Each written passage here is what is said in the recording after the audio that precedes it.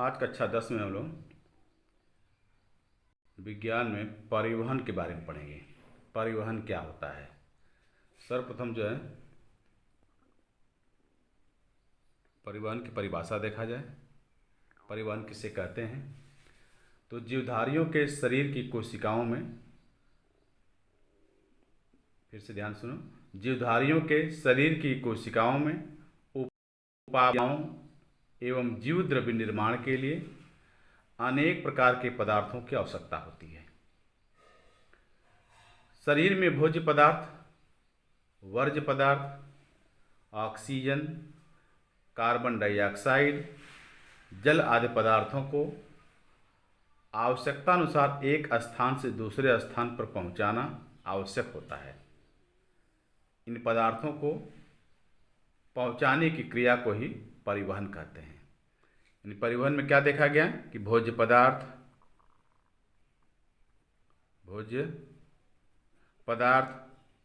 Oxygen, carbon dioxide, जल आदि पदार्थों को जहाँ इनकी आवश्यकता होती है उसके अनुसार एक स्थान से दूसरे स्थान पर पहुँचाया जाता है और पहुँचाने की क्रिया ही परिवहन कहलाता है। तो ये हो गया परिवहन की परिभाषा। अब जो देखते हैं कि विभिन्न जीवों में परिवहन कैसे होता है। तो एक कोशिकीय जलीय कुछ जीवधारी होते हैं, जैसे अमीबा, पैरामीशियम, क्लैम्डोमोनास आदि में पदार्थों का आदान प्रदान जो है सामान्य विसरण के द्वारा होता है। कैसे होता है? सामान्य विसरण के द्वारा होता है। अब जो है कुछ बहुकोशिकीय सरल संरचना वाले जीव होते हैं, जैसे शैवाल है, कवक है, स्पंज है, हाइड्रा है। इनमें जो है ऑक्सीजन और कार्बन डाइऑक्साइड का आदान प्रदान भी जो है सामान्य विसरण के द्वारा होता है। लेकिन स्पंज जो होता है उसमें उसके मध्य जो है स्पंज गुहा पाई जाती है। क्या पाई जाती है? स्पंज गुहा,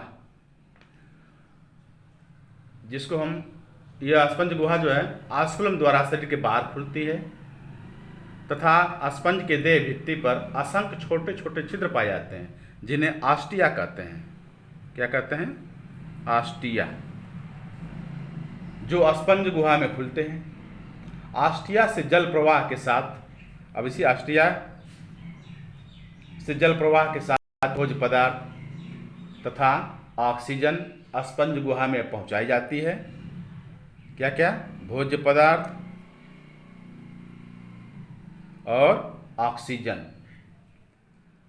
स्पंज गुहा पहुंचाई जाती है तथा ऑस्कुलम के द्वारा वर्ज्य पदार्थ, जो हानिकारक पदार्थ होते हैं, यानी उपापचय क्रिया होने के बाद जो पदार्थ बनते हैं, वर्ज्य पदार्थ एवं कार्बन डाइऑक्साइड शरीर से बाहर निकाल दी जाती है। अब देखो हाइड्रा में क्या होता है कि हाइड्रा में सिलेंट्रेटा पाया जाता है। क्या पाया जाता है? सिलेंट्रेटा, यानी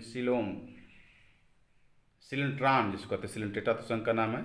सिलेंट्रॉन पाया जाता है, जो कि एक गुहा के रूप में रहती है हाइड्रा के शरीर में। और यह जो है देह गुहा एवं आंत दोनों का कार्य करती है। हाइड्रा में यह देह गुहा एवं आंत दोनों का कार्य करती है। अब क्या होता है, एक और इसमें देखा जाता है कि इसका सिलेंट्रॉन जो है मुख एवं गुदा दोनों का भी कार्य करता है। अब संघ नेमेटोडा के सदस्यों में आहार नाल एक सरल नलिका के रूप में होती है, जो मुख एवं गुदा द्वारा शरीर से बाहर खुलती है। इनमें भी जो भोज्य पदार्थ का वितरण सामान्य विसरण के द्वारा ही होता है। अब जो एनेलिडा संघ के जंतुओं में परिवहन परिसंचरण के द्वारा होता है, जो बंद प्रकार का होता है। इसमें हीमोग्लोबिन प्लाज्मा में घुला रहता है। हीमोग्लोबिन जो कहाँ रहता है? प्लाज्मा में घुला रहता है। अब इसके बाद जो है हम देखते हैं जो उच्च श्रेणी के जंतु हैं, कशेरुकी जंतु, इनमें परिवहन हेतु परिसंचरण तंत्र पाए जाते हैं। देखा गया जो है कि कैसे जो है निम्न श्रेणी के जंतुओं में ये परिवहन की व्यवस्था होती है। लेकिन जो बहुकोशिकीय प्राणियों में एक परिसंचरण तंत्र पाया जाता है और इन परिसंचरण तंत्र के माध्यम से जो है पदार्थों का आदान प्रदान होता है। तो परिसंचरण तंत्र बहुकोशिकीय प्राणियों में शरीर की समस्त कोशिकाओं, ऊतकों तथा अंगों को अपनी जैविक क्रियाओं को सुचारू रूप से चलाने के लिए ऊर्जा की आवश्यकता होती है। यानी बहुकोशिकीय प्राणियों में जो है समस्त जैविक क्रियाओं को चलाने के लिए, चाहे वह ऊतकों में हो चाहे अंगों को हो, ये सुचारू रूप से चलाने के लिए ऊर्जा की आवश्यकता होती है। अब ऊर्जा कहाँ से प्राप्त होती है? भोज्य पदार्थों के ऑक्सीकरण से प्राप्त होती है। अब कोशिकाओं तक भोज्य पदार्थ ऑक्सीजन पहुंचाने के लिए कोशिकाओं में उपापचय के फलस्वरूप बने उत्सर्ज्य पदार्थों को उत्सर्ज्य अंगों तक पहुंचाने के लिए, हार्मोन्स आदि के वितरण के लिए एक परिसंचरण तंत्र की आवश्यकता होती है। तो इस प्रकार देखा गया कि परिसंचरण तंत्र की आवश्यकता क्यों होती है। परिसंचरण तंत्र की आवश्यकता जो है बहुकोशिकीय प्राणियों में इसलिए होती है क्योंकि इन्हें ऊर्जा की आवश्यकता होती है और ये ऊर्जा भोज्य पदार्थों के ऑक्सीकरण से प्राप्त होता है। तो कोशिकाओं तक इन भोज्य पदार्थों को, ऑक्सीजन को के लिए और कोशिकाओं में उपापचय क्रिया के फलस्वरूप बने उत्सर्ज्य पदार्थों को उत्सर्ज्य अंगों तक पहुंचाने के लिए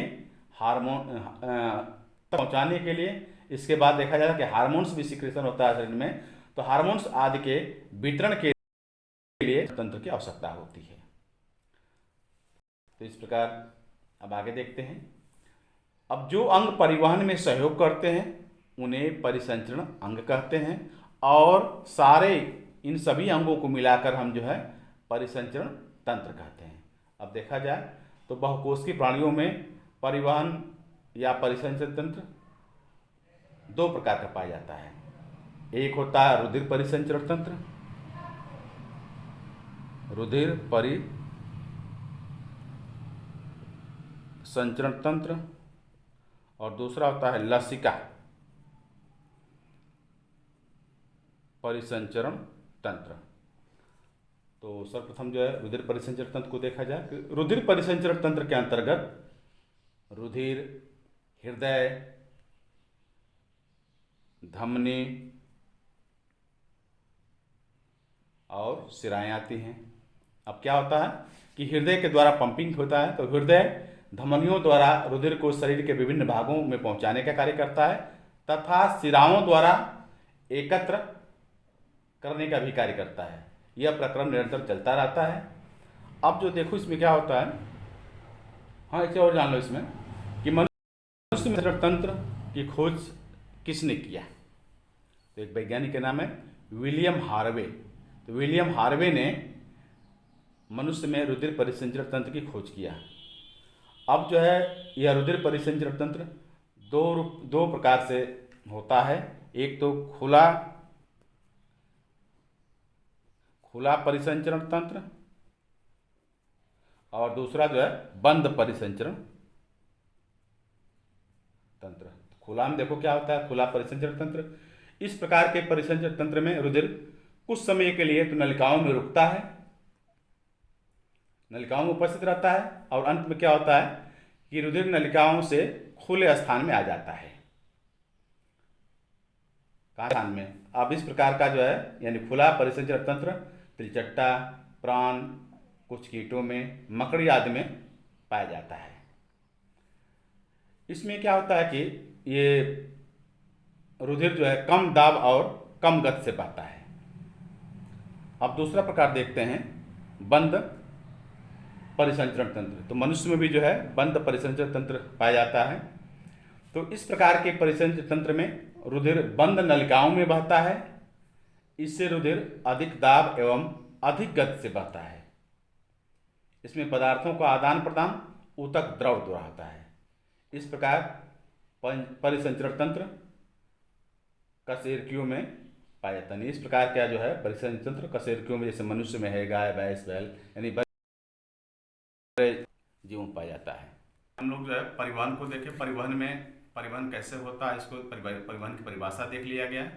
और अभी परिवहन में परिसंचय तंत्र एक आता है। परिसंचय तंत्र क्या होता है इसको देखा गया। खुला परिसंचय तंत्र और बंद परिसंचय तंत्र, रुधिर परिवहन और लसिका परिवहन। तो इस प्रकार इसको मैं नोट्स के रूप में डाल दिया हूँ व्हाट्सएप पे। सब लोग इसको देखकर नोट भी कर लेंगे और अच्छे तरीक़ा से याद करेंगे।